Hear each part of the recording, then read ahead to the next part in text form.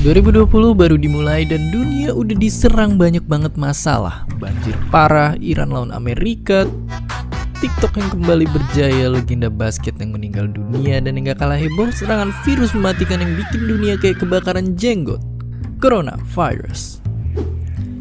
Sampai saat video ini dibikin udah ada ratusan orang meninggal dari ribuan pasien yang ketularan yang udah nyebar ke puluhan negara dan masih akan terus nambah. Halo rekan-rekan semuanya, kenalkan, nama saya Muhammad Alfat Mujiat Maja dengan NIM 2017-210617. Saya berasal dari kampus STIE Perbanas Surabaya. Di sini dalam kesempatan ini saya ingin memberitahukan kepada Anda semua mengenai bahaya COVID-19 dan juga cara menanggulanginya. Nah, apakah kalian semua sudah tahu apa itu penyakit COVID-19? Apa bahayanya dan bagaimana cara menanggulanginya? Di sini saya akan membahas mengenai hal tersebut. Mulai dari apa itu COVID-19? Kita tahu hampir setahun yang lalu, mungkin sekitar 7 bulanan, kita awal Januari tahun 2020 dikagetkan dengan munculnya penyakit baru yaitu COVID dengan tingkat penyebaran yang lebih luas dan lebih cepat. Nah, kita tahu kemarin sangat menghebohkan dunia di mana Cina terdampak oleh penyakit tersebut. Awal dari penyakit tersebut muncul dari Cina. Nah, banyak yang beranggapan penyakit ini muncul dari tingkah laku orang Cina yang mengkonsumsi makanan mentah, mulai dari katak, tikus, kalajengking, dan lain-lain. Bahkan dirumorkan bahwa penyakit ini berasal dari makanan yaitu kelelawar. Nah, sebenarnya memang pada era modern ini kita dilalaikan akan kesehatan, di mana kita tidak menjaga kesehatan kita mulai dari olahraga, makan secara teratur, secara makanan juga banyak mengandung MSG dan juga campuran zat kimia lainnya. Nah, sedangkan kita dituntut untuk bekerja, kuliah, dan kegiatan keseharian yang lainnya. Nah, di situ membuat kita menjadi lebih gampang terkena penyakit karena sistem imun kita lemah. Jadi banyak penyakit yang dapat masuk. Nah, untuk itu kita harus menjaga kesehatan dan semoga kita semua sehat. Nah, lebih dalam lagi, di mana COVID-19 ini sangat berbahaya. Kenapa saya bilang sangat berbahaya?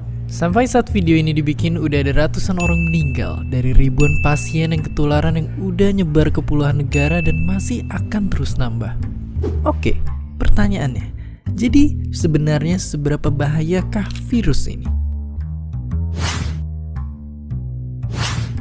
Singkatnya, virus yang satu ini bahaya banget. Karena bayangin, saat ini belum ada antivirus buat nyembuhin penyakitnya. Artinya, mereka bisa leluasa nyerang badan kita tanpa perlawanan. Ya, gampangnya mereka itu kayak parasit. Bukan yang nipu-nipu biar keluarga bisa tinggal di rumah bagus, tapi biar sederhana bisa kita anggap kayak gitu. Wabah virus yang masuk ke tubuh manusia nipu sistem imun kita biar nggak nyerang diri mereka. Mereka masuk ke sistem pernapasan kita dan dalam kasus yang parah nyebabin radang di kedua paru-paru kita. Dan orang-orang yang dari awalnya emang kondisinya nggak sehat bakalan ada potensi meninggal. Tapi dari mana virus ini sebenarnya datang? Jadi awalnya virus ini ditemuin pertama kali di Wuhan dan dipercaya menular dari hewan-hewan liar, termasuk dari kelelawar dan ular yang dijual di pasar. Virus ini lantas hinggap di tubuh manusia. Tapi nggak cuma nular dari hewan, kan yang bikin lebih serem. Sekarang virus ini juga gampang nyebar dari orang ke orang sesimpel lewat batuk atau bersin. Karena makin menggila, pemerintah Tiongkok sampai ngebatasin orang-orang di Wuhan untuk nggak boleh keluar masuk kota, biar bisa nekan persebaran virusnya. Orang-orang pinter dari berbagai belahan dunia pun ikut bantuin Tiongkok untuk terus neliti dan ngembangin obat untuk virus ini. Ngomong-ngomong soal antivirus, coronavirus bukan penyakit pertama yang jadi wabah dan nginfeksiin banyak orang di seluruh dunia. Ada penyakit Ebola dan Zika juga sempat viral beberapa tahun lalu. Untuk yang penyakit pernapasan pun, kita udah pernah berhadapan sama SARS di tahun 2002 dan MERS di 2012. Kedua virus itu pun nyebar ke manusia dari binatang. Dan lewat rentetan penelitian, kita selalu berhasil nemuin antivirus untuk melawan mereka. Nah, kalau dibandingin sama kasus-kasus lama yang mirip, coronavirus yang sekarang sebenarnya nggak makan korban sebanyak itu. Misalnya kalau kita bandingin sama kasus wabah virus Ebola atau penyakit MERS yang mirip coronavirus yang sekarang, tingkat kematiannya itu jauh lebih kecil. Meskipun begitu, tetap aja kita mesti siaga 45. Sambil nunggu antivirusnya ditemuin, kita sendiri bisa ikut ngelawan coronavirus dengan seenggaknya ngejaga diri kita biar nggak kena penyakitnya. Caranya gimana? Sama kayak berlindung dari flu biasa. Sering cuci tangan, tutup area mulut waktu batuk atau bersin, dan jaga jarak dari orang yang lagi sakit. Kita tahu banyak negara maju yang sudah terkenal dengan teknologi maupun dalam hal medisnya. Nah, di sini bahkan Cina, Amerika maupun yang lainnya, negara-negara yang sudah maju, mereka kewalahan dengan menangani penyakit COVID-19 ini. Mengapa? Karena COVID-19 ini tingkat penyebarannya lebih luas karena disebabkan oleh mediasi yang bisa lewat air liur. Nah, di sini setelah lewat air liur, jika keluar dari tubuh yang terpapar COVID-19, dia dapat bertahan hidup di mediasi lain. Misalnya kita bersin, kita batuk, kita memegang tangan kita. Setelah itu kita berpegangan dengan orang lain atau bersalaman. Atau bisa juga setelah kita bersin ataupun mengusap hidung kita, ingus kita, apapun itu yang bersifat mediasi, yaitu dengan cairan, itu nanti bisa menularkan terhadap orang lain.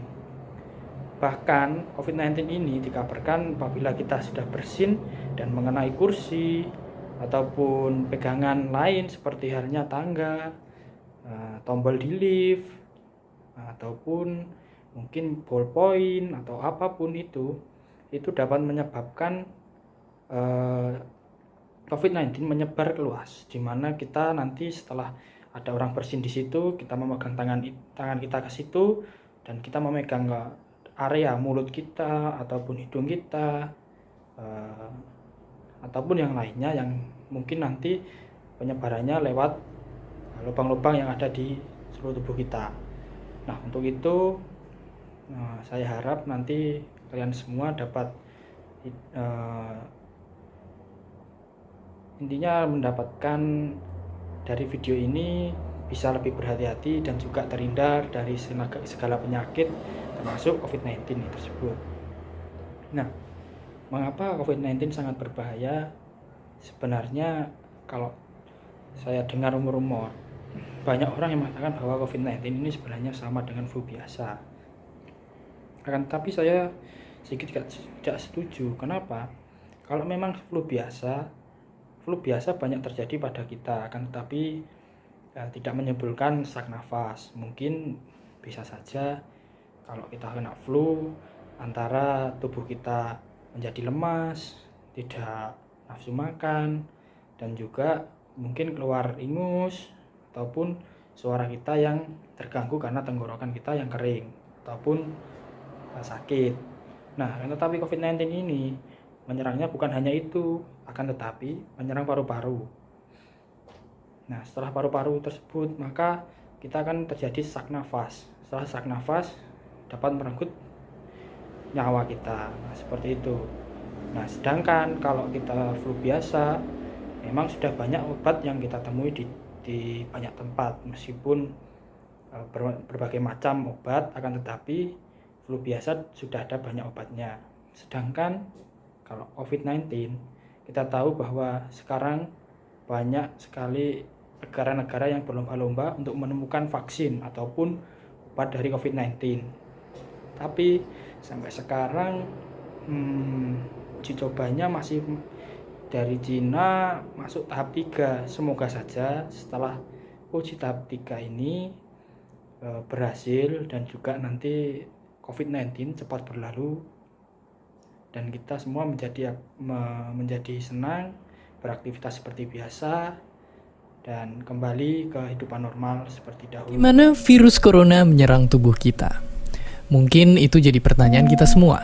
Kita udah tahu gimana virus corona udah menginfeksi 1 juta orang di seluruh dunia sampai saat ini. Tapi yang mungkin belum banyak kita tahu, sebenarnya gimana sih virus ini nyerang tubuh kita? Mengapa infeksi virus ini bisa mematikan? Semua dimulai dari sini. Ketika virus corona masuk ke tubuh kita lewat percikan batuk atau bersin orang yang positif, baik secara langsung atau waktu kita nyentuh benda yang udah terkena percikannya dan gak cuci tangan setelahnya. Kalau udah gitu, si virus masuk lewat saluran pernapasan dan bergerak terus menuju sasaran utamanya, paru-paru. Disinilah virus yang punya 3 bagian utama ini mulai bekerja. Pertama-tama, paku protein corona ini akan nempel di paru-paru dan organ-organ lain yang selnya kaya akan protein ini, protein ACE2. Kalau tubuh kita ibarat rumah dan virus corona itu perampok, ACE2 itu ibarat gagang pintu rumah kita. Begitu udah nempel, perlahan tapi pasti virus ini akan ngedorong masuk ke dalam sel kita. Dan begitu berhasil masuk, barulah aksi sebenarnya dimulai. Di fase ini, tubuh virus corona akan membuka dan sang hacker pun terbebas. Dia akan ngehack inti sel sehat untuk nipu sistem imun tubuh kita biar nggak nyerang virusnya. Dan sekaligus ngebuat inti sel jadi memproduksi cikal bakal virus corona baru. Sel yang udah terinfeksi dan dihack ini selanjutnya akan terprogram untuk bunuh diri dan melepaskan jutaan virus corona yang siap nginfeksi dan ngehack sel-sel sehat lainnya. Ya, awalnya mungkin kita cuma kemasukan virus corona yang jumlahnya dikit, tapi dalam hitungan hari aja udah akan ada jutaan sampai miliaran virus corona baru, bikin paru-paru kita dipenuhi oleh mereka. Tapi ternyata, mimpi buruknya ada setelah ini. Ya, ketika virusnya udah menuhin paru-paru kita, sistem imun kita bakalan ngerespon ibarat polisi dan tentara yang meluncur ke tempat kejadian perkara. Tapi inilah yang bikin ngeri. Di sini, virus corona jadi penipu ulung yang bisa ngakalin sistem imun kita. Mereka bikin sistem imun nyerang membabi buta termasuk nyerang sel-sel sehat kita. Mereka jadi nggak tahu mana kawan, mana lawan, dan perlahan-lahan jadi senjata makan tuan.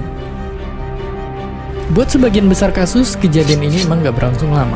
Karena kalau sistem imun kita kuat, mereka pun akan bisa menang dari segala taktik virus corona. Tapi terkadang tubuh kita sedang lemah, dan kalau udah gitu efeknya bisa parah. Kita bisa kena radang paru-paru akibat sel sehat di sini yang udah nggak bisa nahan bakteri pneumonia. Malahan buat kasus yang kritis, bakteri ini nggak berhenti di sana. Mereka bisa masuk ke aliran darah dan akhirnya nyerang seluruh tubuh. Kalau udah begini, bernapas saja bakalan susah banget, dan hidup kita ada di tahapan yang sangat kritis.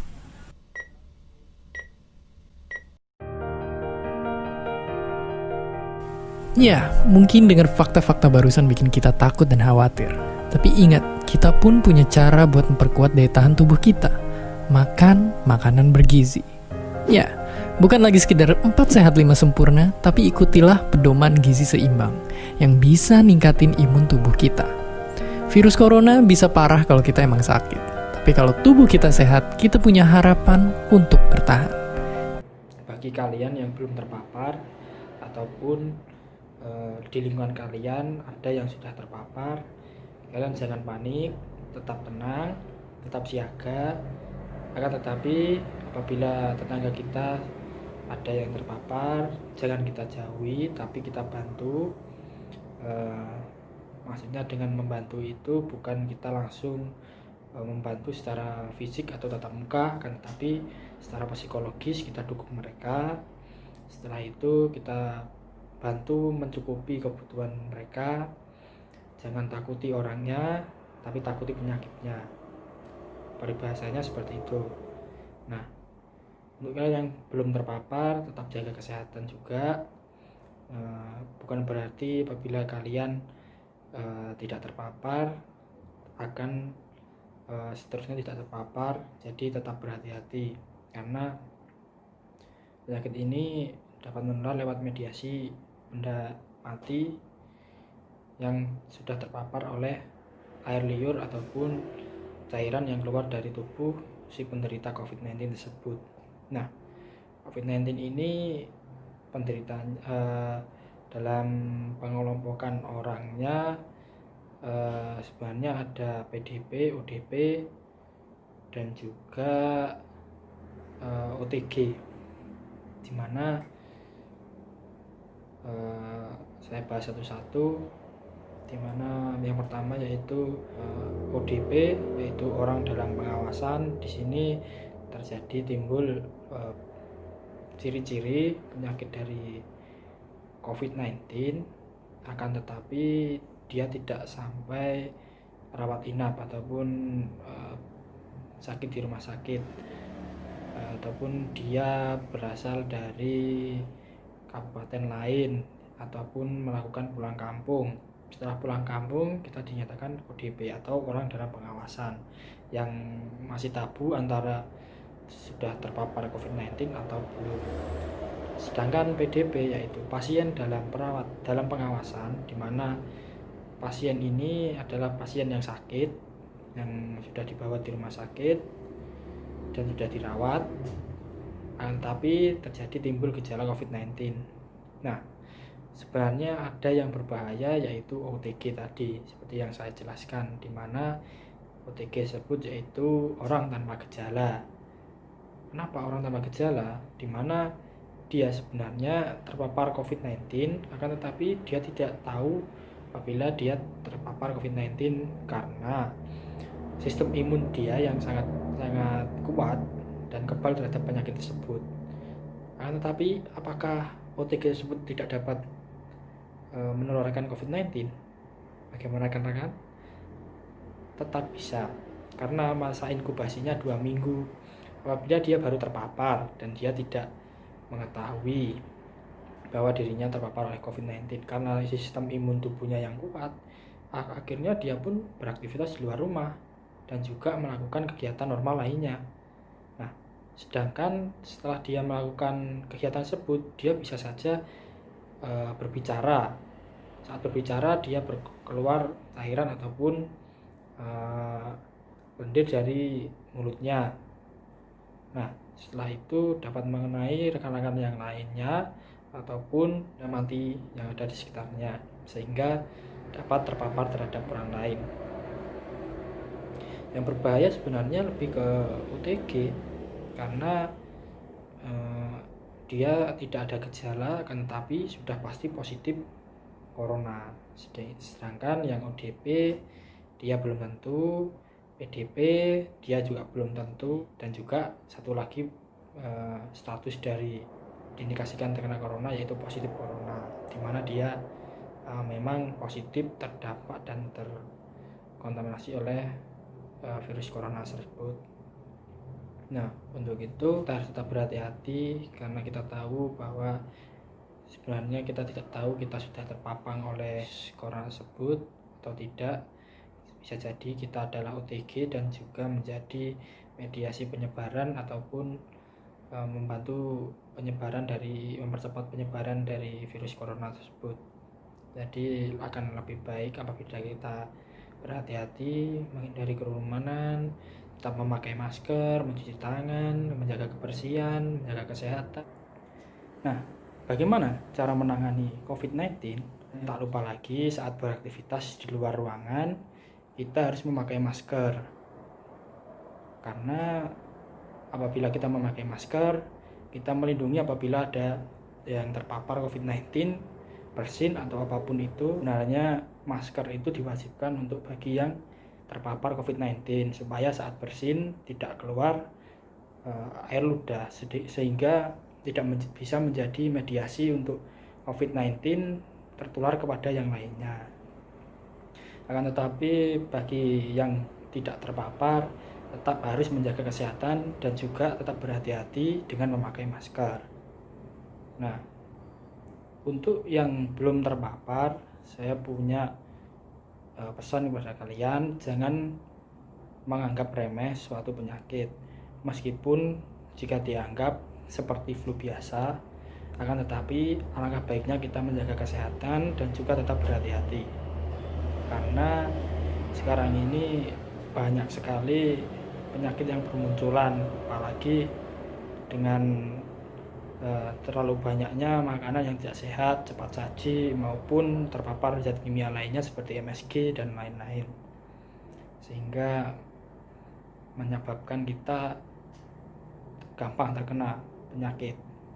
Nah, untuk itu saya mohon kepada kalian semua tetap berhati-hati, hindari kerumunan, apabila keluar rumah gunakan masker, dan juga apabila mungkin sekarang banyak dari kita yang mahasiswa, rekan-rekan mahasiswa semua mengalami yang namanya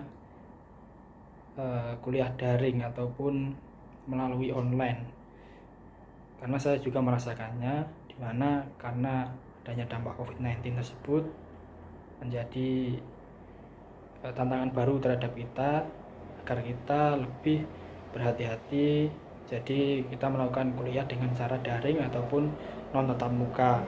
Nah, dari situ kita dapat juga menangani COVID-19 ataupun mengurangi bahaya terpaparnya COVID-19 dan memutus rantai penyebaran COVID-19.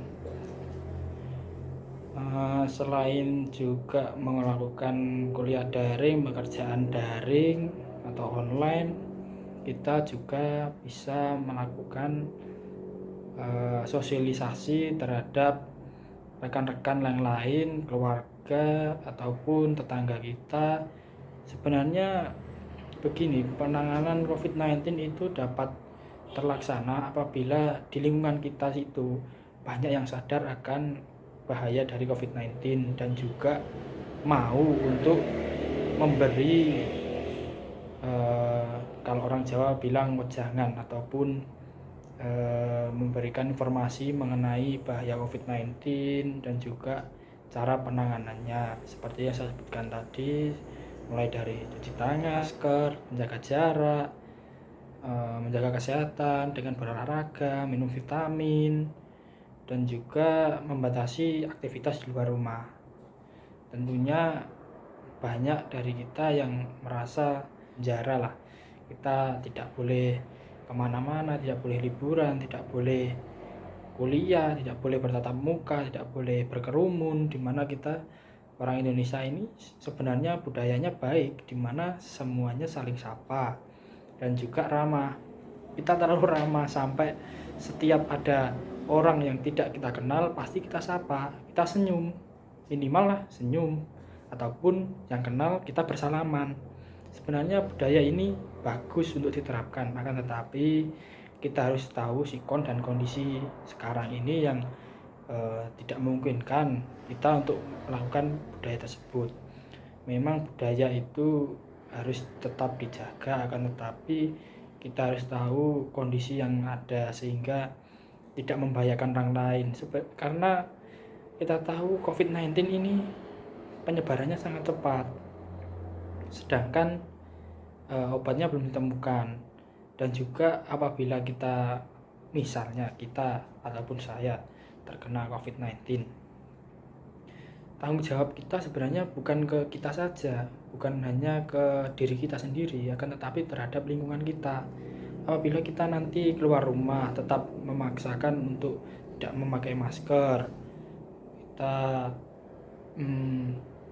anggap saja nongkrong, ngopi, ataupun berkerumun, melakukan kegiatan aktivitas di luar rumah, nanti setelah kita melakukan itu kita menyebarkan virus-virus itu tersebut dan juga bisa menular terhadap orang lain. Nah, setelah menular terhadap orang lain tersebut, apabila dia tidak tidak sadar juga seperti kita, maka dia akan menyebarkan virus tersebut lagi. Nah, disitulah mengapa sebenarnya COVID-19 ini sangat didasari penyebarannya dari kesadaran kita dan juga tanggung jawab kita terhadap lingkungan. Nah, daripada itu, saya harap rekan-rekan dapat mengerti bahaya dari COVID-19 tersebut dan bisa lebih berhati-hati dalam melakukan aktivitas sehari-harinya. Mungkin pekerjaannya terganggu, kuliahnya terganggu, tetapi bagaimana juga kita tetap harus melakukan semua kegiatan tersebut dengan senang hati.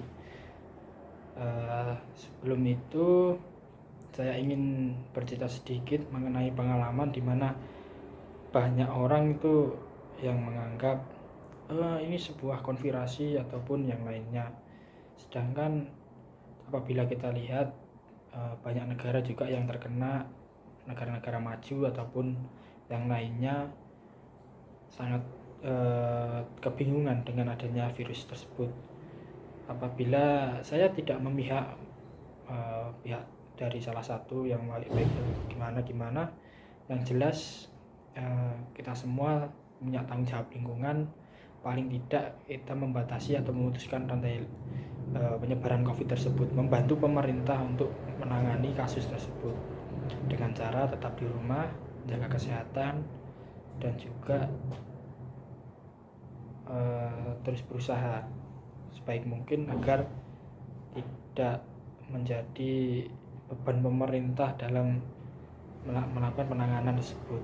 Karena orang Indonesia ini kadang-kadang memang disuruh tetap di rumah tapi kita malah keluar, seperti itu. Saya harap kita semua dapat menjaga kesehatan, tetap waspada, dan juga harus selalu ingat bahwa penyakit apapun tetap kita harus berhati-hati, betul apa tidak. Nah, seperti itu. Terima kasih. Berikut ini video mengenai bagaimana mencuci tangan dengan benar. Silakan diperhatikan. Semoga tetap sehat selalu kawan-kawan. Tahu nggak sih, jutaan kuman yang menempel di tangan kamu bisa menyebabkan berbagai macam penyakit. Biasakan mencuci tangan dengan air mengalir dan juga sabun. Langkah-langkahnya, yang pertama, telapak tangan. Gosok kedua telapak tangan. Yang kedua, gosok punggung dan sela-sela jari sisi luar tangan kiri dan juga sebaliknya. Ketiga, gosok sela-sela jari bagian dalam. Yang keempat, kunci jari-jari sisi dalam dari kedua tangan. Yang kelima, gosok ibu jari tangan kiri dan berputar dalam genggaman tangan kanan dan lakukan sebaliknya. Yang keenam, rapatkan ujung jari tangan kanan dan gosokkan pada telapak tangan kiri. Dan yang terakhir, bersihkan kedua pergelangan tangan secara bergantian dengan gerakan memutar. Dan setelah itu keringkan kedua tangan dan tutup keran dengan sikut atau bekas kertas tisu yang masih di tangan.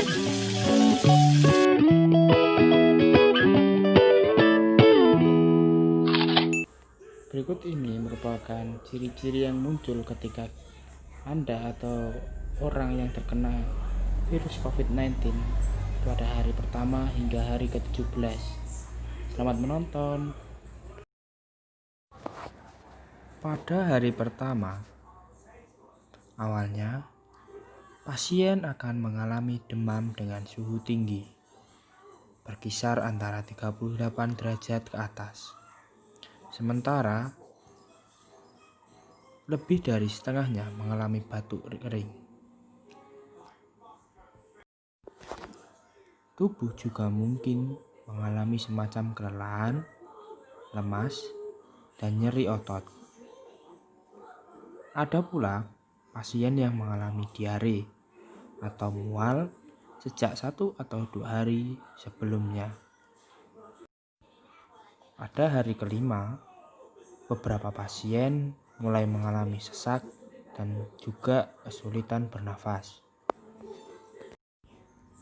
Biasanya terjadi pada mereka yang berusia lanjut atau mereka yang memiliki riwayat penyakit lain sebelumnya. Sebagai contoh, penyakit jantung, penyakit paru-paru, dan penyakit bawaan lainnya. Menginjak hari ke-7, pada hari ke-7, pada pasien menurut Universitas Wuhan merupakan rata-rata pasien masuk ke rumah sakit. Hari ke-8, pada pasien yang mengalami kondisi parah, sekitar 15% mengalami sindrom gangguan pernapasan akut. Saat ini, cairan telah memenuhi paru-paru dan seringkali dapat berakibat fatal. Nah, pada hari ke-17, Hari ke-17 ini saya menyebutnya sebagai hari penentuan. Mengapa? Karena dalam masa 2 minggu, kekebalan tubuh kita mulai dapat kebal terhadap virus tersebut karena sudah terbiasa dan juga sudah tahu kelemahan dari virus tersebut. Nah, pada hari ke-17 atau 2,5 minggu, pasien yang kondisi baik dapat bisa sembuh dan keluar dari rumah sakit. Pasien dinyatakan sembuh apabila sudah melalui rangkaian tes, yang merupakan tes untuk mengetahui apakah virus corona masih berada di dalam tubuh ataupun sudah secara total bersih atau clear dari virus corona. Tes ini dilakukan 2 kali, dan dalam 2 minggu tersebut apabila hasil yang dikeluarkan adalah negatif, maka pasien dinyatakan dapat pulang ke rumah dan mengarantina diri sendiri dan bisa melakukan aktivitas kembali. Nah, itu tadi beberapa video dari saya mulai dari awal sampai akhir. Semoga video ini dapat bermanfaat kepada kita semua dan juga tetap berhati-hati, semangat, jangan jadikan wabah ini menjadi suatu penghalang bagi kita, akan tetapi sebagai evaluasi ataupun membangun diri kita lebih baik lagi. Terima kasih, salam sehat selalu. Sebelumnya saya ucapkan terima kasih pada kalian semua atas waktu dan menyempatkan waktu untuk melihat video saya. Semoga pesan saya dan juga video ini bermanfaat bagi kita semua. Assalamualaikum warahmatullahi wabarakatuh.